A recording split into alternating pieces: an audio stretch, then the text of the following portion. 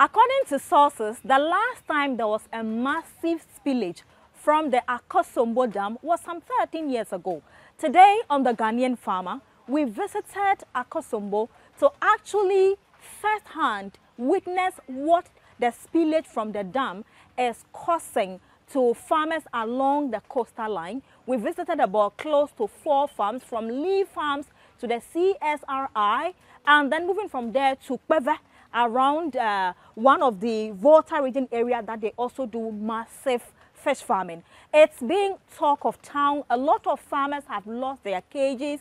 They also have lost their fishes. A lot of properties have been lost as a result of the spillage. Even eateries like restaurants are not spared from the spillage. From behind, you can see how massive and how closer and closer the stream or the river is coming and chasing people who have lost their buildings as a result of the spillage. So the Ghanaian Farmer, together with Chamber of Aquaculture and other stakeholders, are here in the Akosombo area to visit most of the farmers along this stretch who are into fish farming, to interview them and speak to them.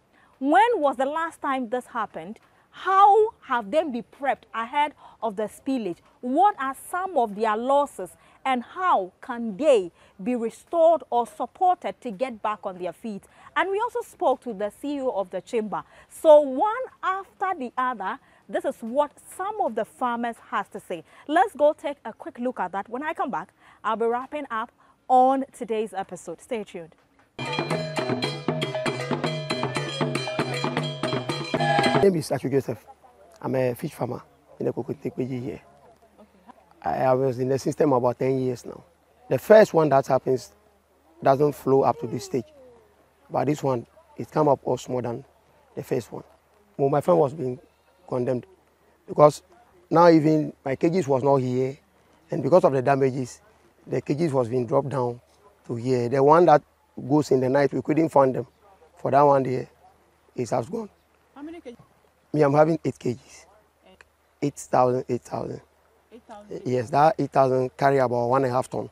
We get some and some go because of the pressure that comes from the water. Oh, we lost a huge money. And if I could get my roughly estimate now, getting to 2 billion, we lost. That's 200,000. Yeah, 200,000 Ghana cedis. All of a sudden, the one we were able to get from the cage even doesn't reach 10,000. So for now, what we are telling our investors is, because there are some people who help us to get money to invest or to put into the production, the tilapia production. So as it comes like this, we don't know how are they going to fall, and we send them the pictures how the thing happens and other things. So we don't know how far it's gonna be, because for now there is the pressure. Yeah. Got the information less than 2 days. We got the information for our year. We got the information the following day, and the dam was being opened. Yeah. But as they open it, the pressure doesn't come high. Through the night, and then everything started higher, and our cages was able to go. Yes.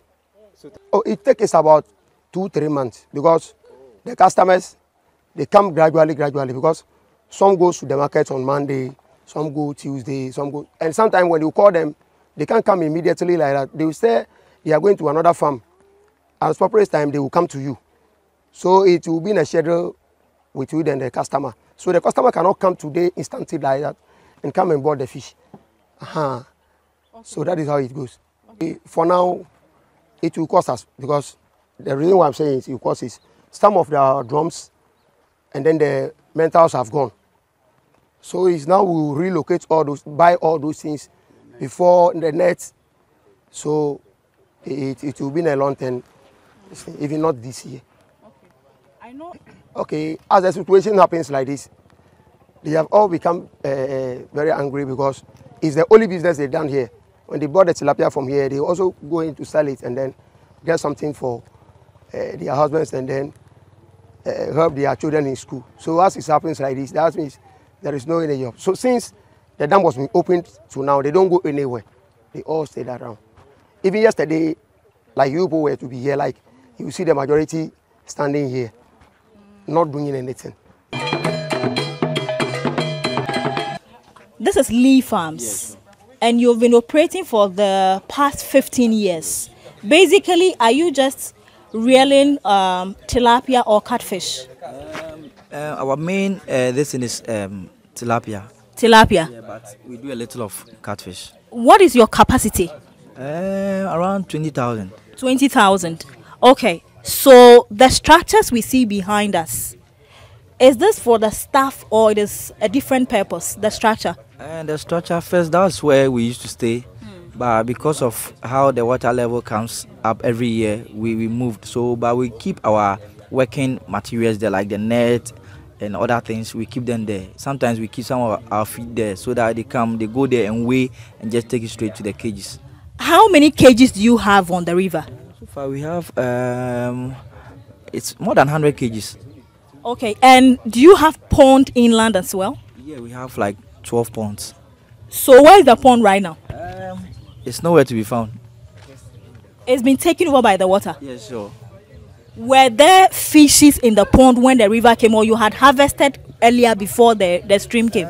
We harvested some, but you know, some of the fries we could not take them, so we just allowed this to take it. So how much have you lost in cash as a farm? In cash, we've lost about 500,000. Wow.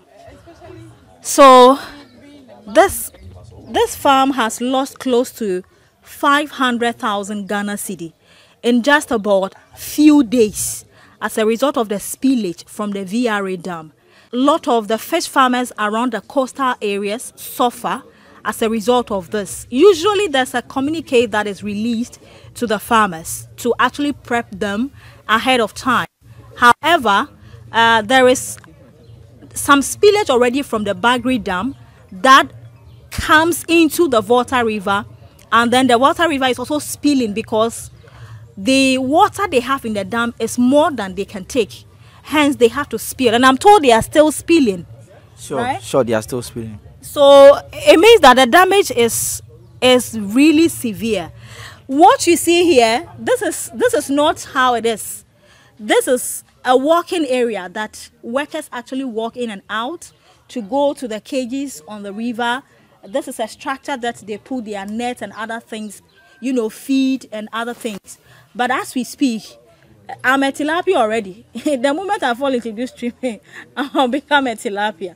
So these are some of the difficult side of aquaculture, especially those who admire fish farming, and you're so much enthused and so much prepared and ready to invest into cage fish farming. These are some of the downsides that happens. So it's not all rosy. We are bringing you up to speed on the current happenings as a result of the spillage that is happening, so that you prepare. And the downside or the bad side is a lot of our farmers are not too much friends with insurance companies. Do you have an insurance in your farm? Yes, we have insurance. Okay, then you are sorted. Not really. Oh, have they come over to see you? I mean, have they visited the farm so far? No. Not yet. Yes. All right. So Lee Farms, fortunately, have been insured, and they are still waiting for the insurance company to visit them to see the extent of damage caused by the spillage. But a lot of other farms have not insured their farms, and so we hope that the Chamber of Aquaculture, in partnership with other stakeholders like government and other private stakeholders, would come together as quickly as possible to find or create some suitable insurance packages that can help farmers during times like this, because it's really devastating. And for you to see your investments, you know, end up like this, God knows where they're going to get you know, money to restock. But this is not just the only farm that we are visiting. Today is a whole tour, and we'll be moving from Lee Farms to other farms. So we bring you visuals and, you know, a few bits and pieces of interviews with the farm managers, the workers, how they are feeling, how they are managing, any form of help that has come to their aid, and many other things. This is the Ghanaian Farmer. My name is Enyunam, and just stay glued to our channel. We'll bring you more of happenings as a result of the spillage from the VRA Dam. Thank you very much, sir. Okay, so this is the Aquaculture Research and Development Center, ADEC, of the CSRI Water Research Institute. This is the only research institution we have for the breeding of fish and its related water resources organisms. Before the floods, we used to have this whole section filled with harpers. The blue things you see were harpers right from this side to the other end. And we had blue stalks in them, which were used in producing the fingerlings, the small ones that are sent to farmers. So during the opening of the dam, the spillways were opened, and then we had excess water coming in. The ponds got flooded by moving from one pond to the other in a gradual process. And so by the time we would realize, this section was also filled and most of the fish were lost. However, those that we could salvage, we removed them upland to higher areas where they could be safe. And so as you could see, yesterday's flooding had caused those harpers to be submerged now, because initially we didn't know they would spill again to that extent. And yesterday they spilled again, and then we had these harpers being, the fish in those harpers being lost. So in total, we had about 20,000 fishes in them. We cannot quantify the number that had been lost to the flood because the water levels are still quite high, and so we can't quantify those that had been lost. But however, a few of them will remain. We're also able to salvage a few to higher grounds or higher ponds, as you saw earlier on. And so a few of them had been salvaged into those harpers we saw earlier on. And so when it started raining and the Biosecure was getting flooded, from the video that you saw, we decided to drive in amidst the floods, amidst the water, risking our life to save some of the research work that had been done over 20 to 30 years now. And so this seems to be the only upland ponds that we have, and most secured areas apart from those are the office area. So we brought a few of the broodstocks that were at the Biosecure area to this side. From the video, we talked about 1 million fish. We are not saying that 1 million fish was lost, but we're trying to say that the broodstocks would have produced 1 million fish for us, or fingerlings for us, but this is being lost to the floods. So a few were salvaged, and so we have about 200 of them that were salvaged out of the over 14,000 broodstocks that we had over there. So we had placed them here, and you can see they are still there. They are doing quite well, but majority of them had been lost. So we have, we used to have over 54 cages here. 20 of them were filled with fish, tilapia, but now everything is gone. Everything is gone. In the process of salvaging, we're able to salvage about 17 of them, but the 20 that contain fish, all the fish are gone. We're only able to salvage the drums and the frame. So clearly the water used to be about 50 meters away from here. All this place where we have the tree, the mango tree, used to be a resting place. And this is a platform where we have activities ongoing, where we do a lot of research. But this had all been taken over by the floods due to the dam spillage. The dam is right behind us. As you could see, the spillage is still ongoing, and then we have more water coming in. We believe that by now additional spillways might have been opened because the water is again increasing in terms of the volume, and the velocity is also increasing. And so this is the extent of damage that has been caused by the spillage from the Akosombo Dam on the Aquaculture Research and Development Center. Yeah, for now, we will need some support in terms of feed, fish feed, to be able to feed the remnants of the fish that had been salvaged. A few of them had been salvaged. we also would need support to collect brood stocks, additional brood stock, to start the breeding program all over again. And so we need some financial support as well to get this brood stock from the wild and from other places where we think we would get them, so that we can beef up. We also would need support in terms of a pump, so that when the water recedes and this flood is over, we will be able to pump the water out of these ponds and be able to get some of the fish that may be stuck in the ponds for us to continue the process. We also would need net to do the hauling and then the sailing through of the ponds. And so these are a few of the things that we may need for now. Starting with the brood stocks, we had over 14,000 brood stocks at the biosecure area. This was work that had been done for about 20 to 30 years, where we have the Akosombo strain of the tilapia being developed, which is the Orychromis niloticus, was developed from this place.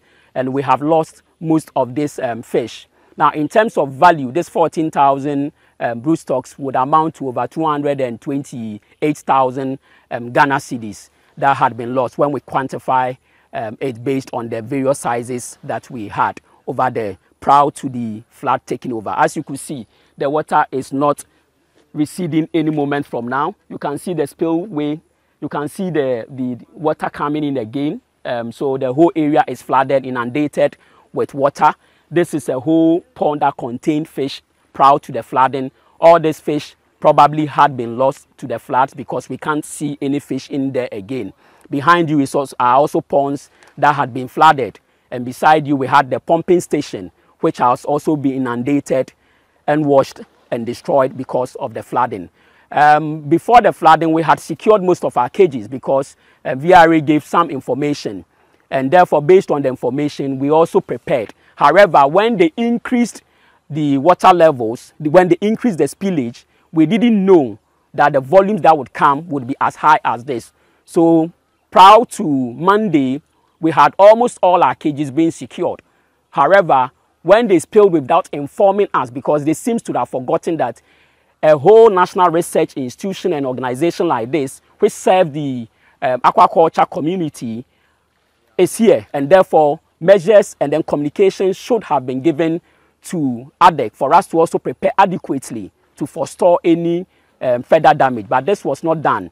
Therefore, we think VRA and other organizations that may be responsible for the flooding should come to the aid of the Aquaculture Research and Development Center at Akosombo. Yes, from the communication that we saw on some social media platforms, we realized that the CSRI, which is the Council for Scientific and Industrial Research, had been left out in the committee that had been set up.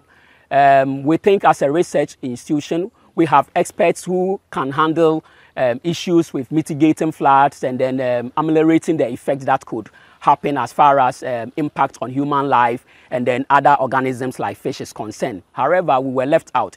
The Ministry of Fisheries and Aquaculture Development was also left out in that committee that seems to have been created. And so we think that maybe the needful needs to be done such that the Council for Scientific and Industrial Research, particularly Water Research Institute, can play a major role as far as that committee is concerned. Okay. Neighboring countries will be stopped from getting fingerlings. Even our local farmers will be stopped from getting fingerlings because we produce all the brood stock here. We're even developing, we have generation 11 and generation 12, which is being developed. All these had been lost. Majority of them, let me put it that way, majority of them had been lost to the flood. So fingerling production within the next year would be very, very, very affected. Nigeria, Cameroon, Togo, Benin depends upon this center for brood stocks. And so you can imagine the extent of damage. The extent of damage is not only about Ghana. The extent of damage would affect the entire West African sub-region. And food security issues is at stake. Because now we don't know how many cages are still intact on the river.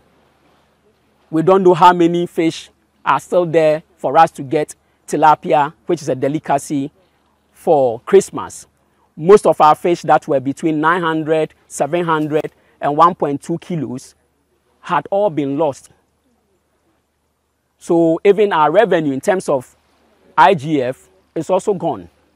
And so I believe other farmers would also be feeling the same fate, because across the river, most farms had lost their cages, and most ponds had also been inundated with water, and therefore we are not certain of the quantum of fish, and this is a food security issue.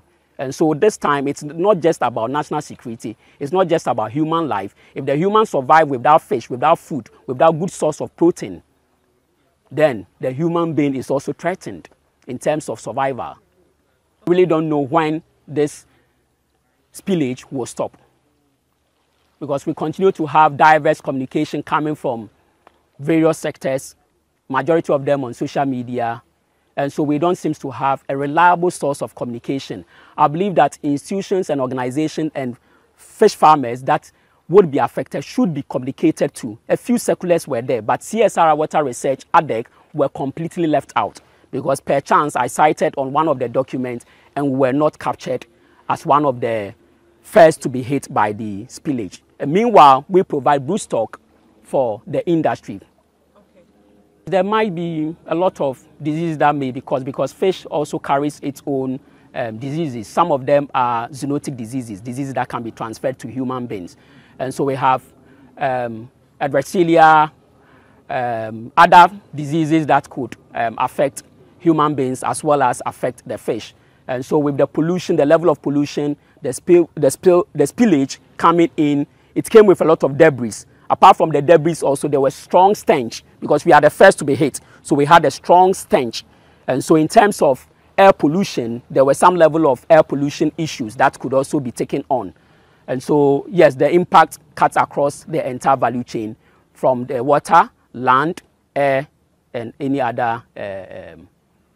Yes, and so it's an emergency situation. And so I think the committee should also look at the health status of the fish we consume from now on.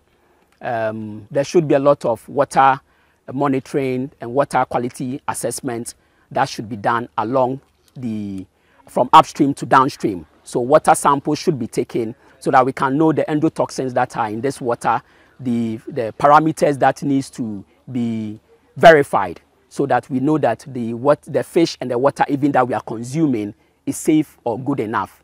This cannot be verified until Water Research Institute is deployed to do this exercise. So my name is John Domozoro. I'm a fish farmer, and I happen to work for the Ghana Aquaculture Association as secretary, and I am here together with the Chamber of Aquaculture, and then we are here touring the communities where aquaculture is going on. And currently we are in Kpeji.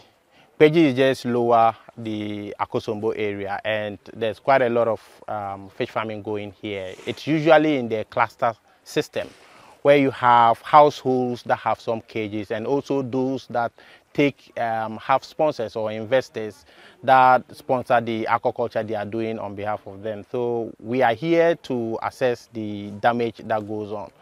These operations support all the livelihoods that goes on here. So the men, as you can see, some of the fish farmers usually take care of these cages, and they do the farming. And then most often their wives are those who take these fishes to the markets and do the sale. So it's kind of like it's a micro value chain that the whole community depends on. And you could see some emergency harvest that was going on. These guys have had to work throughout the night, just getting whatever remaining fishes they could get out of the water and sell before it all goes to waste. Look across the lake, some of those cages, especially the HDP cages, those are mostly not made in country. The materials are imported, the scale is so expensive. A cage can cost about what, $2,500 to $4,000 to build just one circular cage. With the metal cages, the square cages, they don't come cheap. Even with a low quality metal frame, is about what, 350, 400 cedis for just one bar. You need about 8 to 16 of them to build just one cage. A drum costs about 350, 400 cedis. and you need 16 of those for one cage. If you lose your nets, that's even worse, because a bale of net now is about 9,000, 10,000 cedis. So this is just the infrastructure alone to hold your fishes. And if you now count the fishes that is lost, that's a lot. A ton of fish now is about 30,000 cedis. And imagine that a farmer loses 5 or 10 tons of fish. And you can see the community. It's not a community that is rich people. It's just people doing meager aquaculture to sustain their livelihoods. And imagine a farmer losing, what, 100,000, 300,000. It's going to take them several years to build back their operation to that level. My name is Jacob Ajika, the CEO of the Chamber of Aquaculture, Ghana. So today, yes, we've been on the field to assess the impact of the ongoing water spillage from the Akosombo Dam. And it's quite sad to see the devastating impact of this activity.